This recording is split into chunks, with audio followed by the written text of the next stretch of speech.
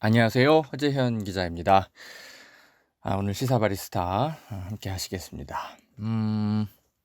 박원순 서울시장의 비통한 소식을 듣고 너무 황망해 가지고요. 제가 제 스스로가 이 소식 때문에 너무 힘들어질까 봐 모든 뉴스와 SNS 다 닫고 그렇게 한 시간을 이틀 정도 보냈어요. 인생에서 끔찍할 정도로 아픈 순간을 겪어본 사람들은요, 그게 그 기간이 지나가도 상처가 이미 깊게 패여 가지고 그 상처를 마주하게 될 때 많이 힘들어요. 저도 여러분 앞에서 웃으면서 방송 많이 하지만 아이고 제가 왜 상처가 없겠습니까.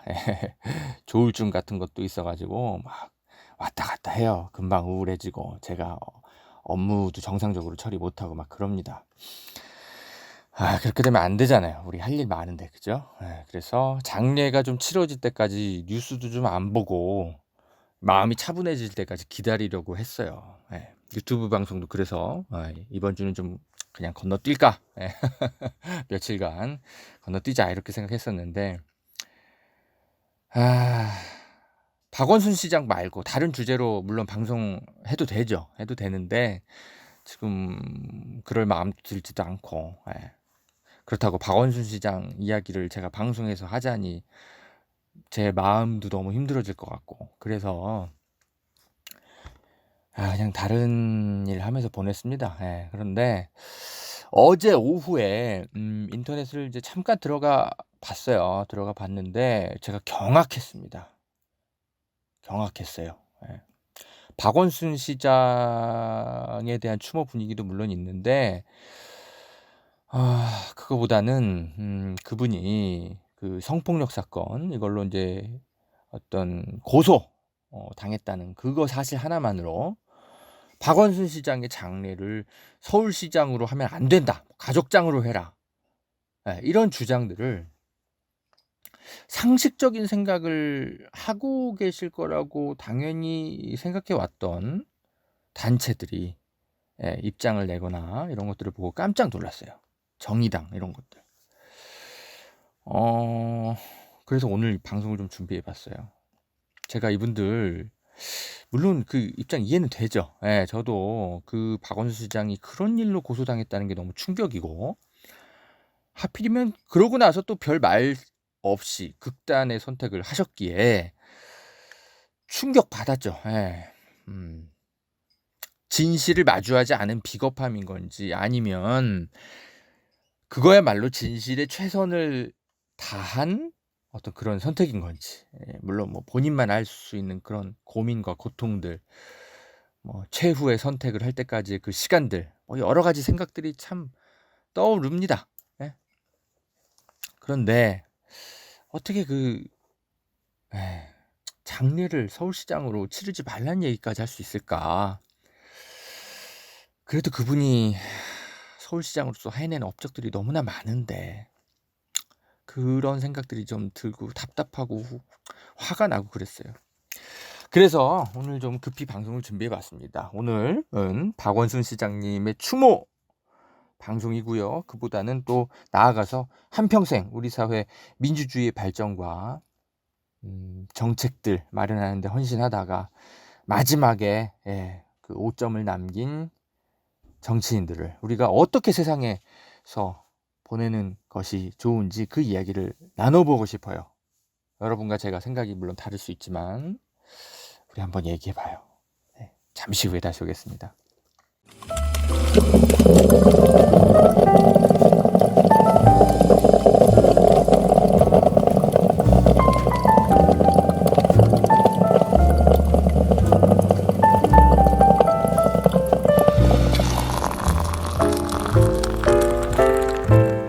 허재현 기자의 시사 바리스타입니다. 여성단체의 입장을 좀 먼저 읽어드릴게요. 한국 성폭력 상담소 등 이제 여러 여성단체들이 이런 입장을 냈어요. 박원순 시장, 서울시청 여성 직원에 대한 성추행 등으로 고소됐다. 이에 대한 조사와 수사 협조를 해야 할 시간이었다. 박 전 시장은 과거를 기억하고 말하기와 듣기에 동참해 진실에 직면하고 잘못을 바로잡는 길에 무수히 참여해 왔다. 그러나 본인은 그 길을 닫는 선택을 했다라고 비판하면서 서울시를 향해서 서울시의 5일간의 대대적인 서울특별시장 장례위원 모집, 업적을 기리는 장, 시민 조문소 설치를 만류하고 반대한다. 서울시도 과거를 기억하고 잘못을 되풀이하지 않도록 책임을 다해야 한다라고 비판의 목소리를 이렇게 냈고요. 정의당의 의원들이 앞다투어서 입장을 냈습니다. 장혜원 의원의 입장만 좀 소개해 드릴게요. 페이스북에 이렇게 쓰셨어요. 누군가가 용기를 내어 문제를 제기했지만 수사를 받을 사람은 이 세상에서 사라졌다. 이 이야기에 그치 공소권 없음과 서울시의 이름으로 치르는 전례 없는 장례식이 되는 것에 당혹감을 느낀다. 박원순 시장의 족적이 크더라도 이 위계에 의한 성폭력 진상은 파악해야 한다. 이렇게 입장을 냈습니다. 여러분 어떤 생각들이 드십니까? 제 생각을 말씀드리면서 말을 걸어볼게요. 일단 여성단체와 정의당은 모두 좀 며칠간만이라도 좀 차분해질 필요가 있어 보여요. 뭐냐면 지금 아직까지 이 사건은 고소 사건입니다. 네, 아직 어떤 내용의 고소인지 아무도 몰라요. 네. 가짜 미투 사건이면 어떡해요? 네. 물론 이렇게 몰아가서도 안 되지만 거리두기 하면서 차분하게 살펴보자는 거죠. 네? 박현정 서울시 교양악단 그 단장에 대한 미투 사건 기억하시죠, 여러분? 네. 그거 지금 허위로 밝혀졌습니다, 여러분. 아시죠? 직원들이 이 박현정 단장을 몰아내려고 허위 사실을 유포하고 이렇게 가짜 미투 사건을 일으켰어요. 그 뒤에 이제 그 정명훈 씨라든지 음악가죠. 이분들의 배경이 있었다는 소문도 많았고요. 이런 것까지 염두에 둬가면서 경찰의 입장 발표를 지켜보고 혹은 고소인이 나서서 입장을 밝히거나 그럴 때까지 좀 차분하게 기다린 뒤에 입장을 밝혀도 내도 되지 않을까요? 네. 왜 이렇게 성급하죠? 고인이 물론 스스로 삶을 내려놓았죠. 그러니까 성추행은 사실 아니냐고요? 그럴 수도 있고요. 아닐 수도 있는 겁니다. 네. 왜 제가 그렇게 생각하냐면 제가 그런 생각을 하면서 지낸 기간들이 있었거든요. 삶의 어떤 너무나 감당하기 어려울 정도의 무게, 어깨에 진 무게가 커서 그냥 주저앉아서 그런 걸 다 내려놓고 싶은 순간들을 저도 겪었거든요. 특히 본인 스스로 도덕과 윤리의식이 강한 사람들은 좀 자신의 좀 사소한 실수마저도 유독 감당하기 어려워들 합니다. 제가 그런 일을 겪어봤으니까 알아요. 저도 여러분 다 아시잖아요. 제가 그 부끄러운 실수를 한 것 세상에 다 알려졌고 세간에선 다 저를 이중적인 삶을 산 것처럼 파렴치한 사람으로 몰고 가고 그랬지만 사실 진실은 그게 아니거든요. 제가 경찰서 찾아가서 스스로 다 자백했던 사건이고 심지어 그 부끄러운 약을 했을 때도 그것도 제가 좋아서 한 것도 아니고 중독자인 친구가 있어서 그 친구를 돕다가 벌어진 어처구니없는 사고 같은 거였어요. 과거에 한 차례.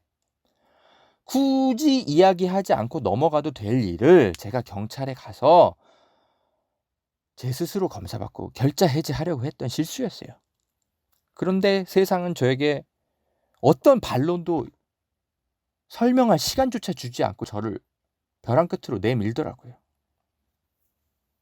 저 정말 당연히 죽고 싶었죠. 제 스스로가 이런 그 수치심을 참을 수가 없어가지고 진실은 그게 아닌데 제가 당연히 실수했지만 이렇게까지 비난받을 일인가, 이렇게까지 책임져야 할 일인가, 내 스스로 결자 해지하려고 했던 것이 경찰이 찌라시로 유포해버리는 바람에 이렇게 제가 스스로 정리할 시간을 안 주고 저는 이런 것들이 너무나 힘들었어요. 그래서 진실을 밝히기까지 기다리는 것이 너무 힘들어서 지금은 물론 제가 국가인권위원회에 이 사건의 진정을 놓고 여전히 이 사건 조사 중입니다. 제가 받은 차별에 대해서 결과가 이제 나오겠죠. 그러나 그것을 기다리는데 몇 년이 흐를지 알 수가 없고 제가 그 수치심의 기간을 어떻게 견뎌야 되나 참을 수가 없을 것 같아서 저도 당연히 극단적 고민을 해봤죠. 그래서 박원순 시장 같은 사람들의 심리가 저는 사실은 이해가 돼요. 억울함을 호소할 수 있는 그 시간을 기다리는 것조차 너무 힘들어요. 물론 저는 다행히 여러분 앞에서 이렇게 방송도 하고 있고 잘 살고 있죠. 응원해 주는 분들도 너무 많았고 그리고 무엇보다도 제가 끝까지 봉양해야 할 부모님이 있어서 그 힘든 시기를 잘 견뎌냈죠. 그러나 그냥 그 삶을 다 내려놓고 싶은 사람들의 심리를 제가 이해한다는 거예요. 그래서 자살했으니까 너 죄 지은 거 아니야? 너 성추행 진짜 한 거 아니야? 오랫동안 한 거 아니야? 한두 명이 아닌 거 아니야? 이렇게만 볼 건 아니라는 겁니다.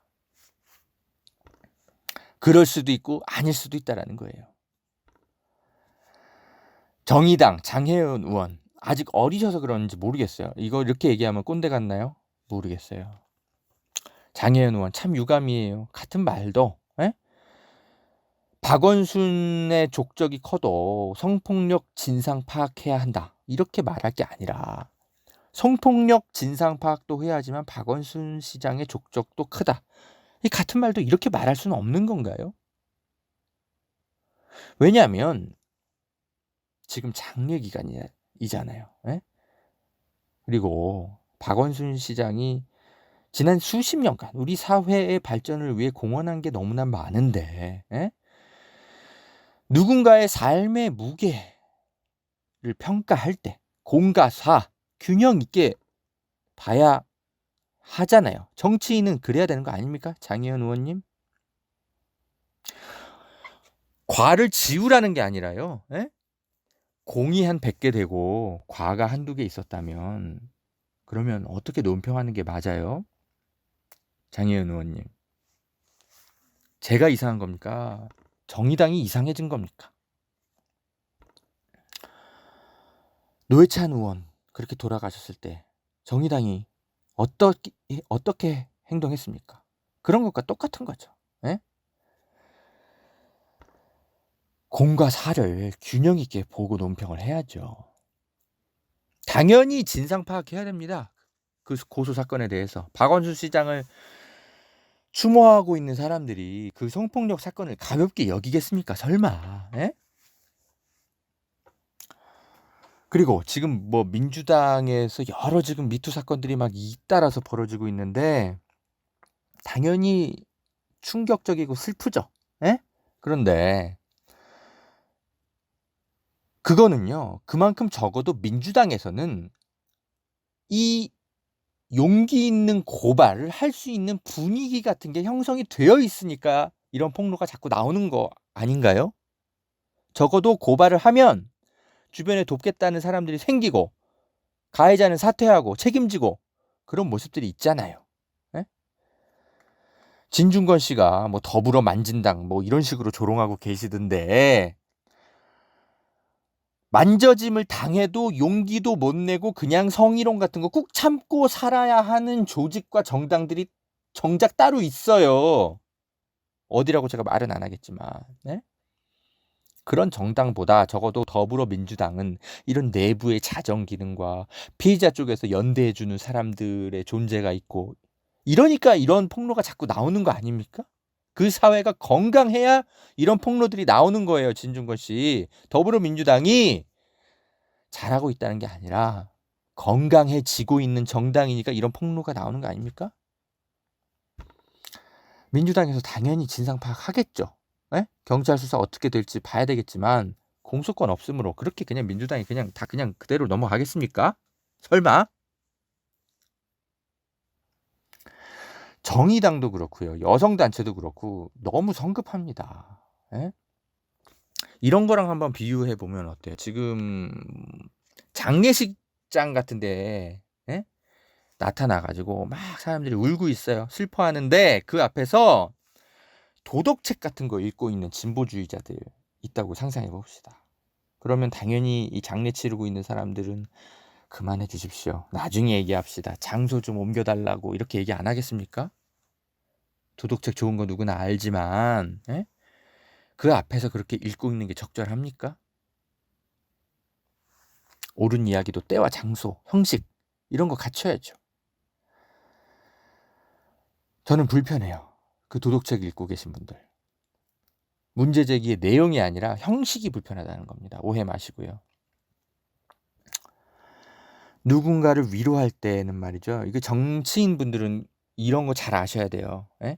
여러분 누군가를 위로할 때 그렇게 해야 되는 겁니다. 이 울고 있는 사람들 앞에 가가지고 지금은 울 때가 아닙니다. 눈물을 닦으세요. 옳고 그름부터 가릅시다. 이렇게 말하면 안 돼요. 같이 울어줘야 됩니다. 같이 울어주고 힘내라고 먼저 말해줘야 돼요. 그래야 속 깊은 친구 아닌가요? 힘을 먼저 내야 그래야 이 사건의 옳고 그름을 판단할 수 있는 힘이 생기죠. 정신을 차려야 되니까. 근데 무슨 지금 이 상황에 진보의 선명함을 주장하겠다고 지금 장례식장 앞에서 무슨 정치 캠페인 합니까? 꼭 저런 식으로 이야기를 해야 돼요? 지금? 30대 초반의 국회의원이라서 그럽니까? 아직 세상 좀 더 살아보셨으면 좋겠다는 생각이 들어요. 이렇게 얘기하면 모르겠습니다. 저 그냥 꼰대 할래요. 죄송합니다. 저는 오히려 정의당에 젊은 꼰대가 더 많은 것 같아요. 정의당이 섬겨야 할 국민 중에는 박원순 시장을 애도하고 있는 국민들도 정의당이 섬겨야 하고 경청해야 될 국민의 목소리 아닙니까? 왜 울고 있는 국민들 앞에 가가지고 울지 말라 그러고 저 사람 성추행 의혹 사건이야 이렇게 지적하는 게 맞습니까? 지금 당장? 일단 좀 차분하게 최소한 장지에 그분을 모시는 때까지만 좀 기다려주면 안 돼요? 그렇게들 성급해요? 이때다 싶어가지고 미래통합당처럼 기회주의적으로 어떻게 하면 민주당 정치인 흠집 한번 내볼까? 이런 거 엿보는 그런 정당들 꼭 따라 할 겁니까? 정의당이 그런 정당 아니었잖아요. 왜 이래요?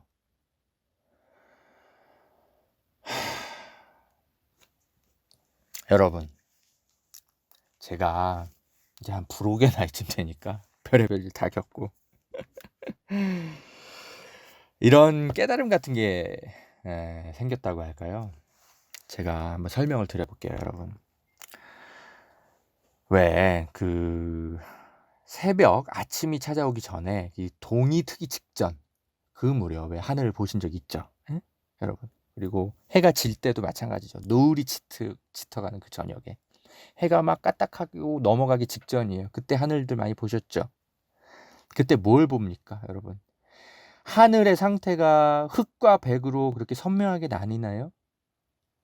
어두움도 아니고 밝음도 아닌 어떤 그 중간도 아니고 어떤 그 주변의 색깔이라는 게 생기잖아요. 그걸 우리가 아름다운 우리말로 어스름 같은 거라고 표현하고 있잖아요. 그런 게 있는 겁니다. 우리 삶에. 이런 일들이 이 어스름 같은 일들이 너무나 많아요. 삶에는. 누구나 실수도 할 수 있고 또 올바르게 살다가도 또 엎어지기도 하고 그 실수를 정면으로 마주하기보다는 도망가고 회피하고 싶다가도 또 돌아와서 책임을 지고 싶다가도 또 도망가 버리고 싶다가도 온갖 복잡한 일들을 겪습니다. 제가 이제 그런 게 보여요. 그런 게 삶인 것 같아요, 여러분. 그래서 제가 어떤 살아온 삶의 궤적이 꽤 아름다웠던 사람들이 저지르는 실수에 대해서 저는 함부로 성급하게 지적을 이제는 못하겠어요. 저 스스로가 너무 결함이 많은 기자라서 그래요. 어떤 사람이 실수만 보고 에이 위선자야 이렇게 손가락질 저는 못하겠어요. 그냥 여러분이 하세요. 저는 못하겠어요.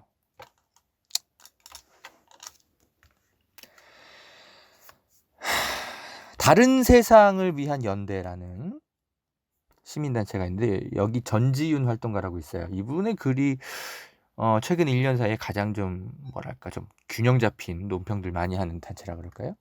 전지윤 씨의 글을 제가 좀 가져왔어요. 이분이 이렇게 글을 썼습니다.